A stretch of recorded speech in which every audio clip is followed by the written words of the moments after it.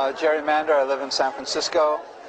I'm the president of the International Forum on Globalization. Well, the first thing to say about the media is that the degree of impact of the media is much more serious than people generally recognize. And the degree of control of the media is also much more serious. And I'll give your viewers one important statistic, which is that 7 corporations control all of global media. I beg your pardon. 7 corporations control 70% of global media. That 7 corporations control television, satellite, broadcast systems, cable systems, magazines, radios, newspapers, book publishing, film production, internet connections, film distribution, all media. This is the highest degree of concentration of ownership of any industry.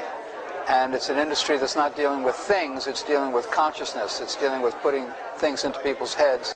And that is how people get many more of the ideas and worldviews that they carry around, whether it's about how to live their lives or what fashions to wear or what to eat and what values to have with food and what makes sense in order for them to live their lives. And this is, I think, a disastrous situation.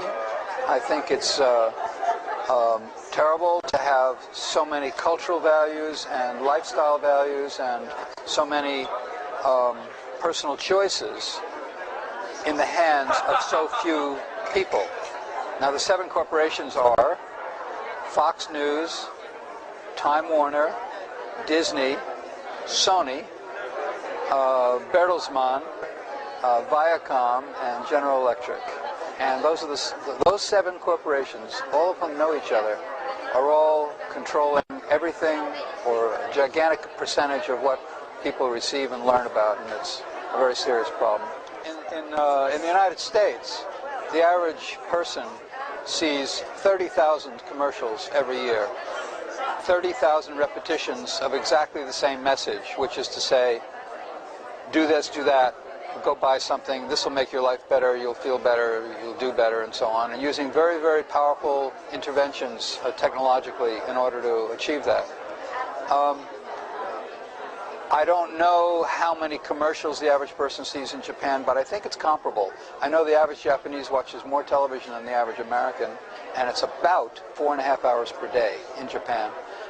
I'm not sure the latest numbers, but 4.5 hours per day means that the average Japanese person watches more television than they do anything else except